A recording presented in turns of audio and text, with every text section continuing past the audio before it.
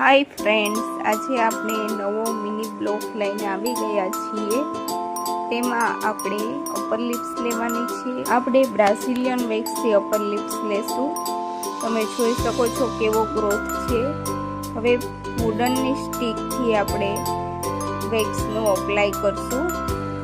જેમની સ્કિન આછી હોય છે અને થ્રેડથી બહુ ખેંચાતું હોય છે તેમને આપણે બ્રાઝિલિયન વેક્સ સજેસ્ટ કરશું કે તેનાથી પેન પણ ઓછું થાય છે અને રીગ્રોથમાં પણ ઘણો ફેર પડે છે.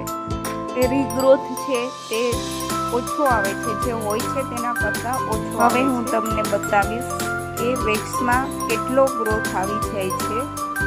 આપણે વેક્સ નીકાળશું અને જોશું. તમે જોઈ શકો છો કે કેટલો એક જ વારમાં કેટલો ગ્રોથ આવી ગયો છે. એકદમ ક્લીન સ્કિન થઈ ગઈ છે.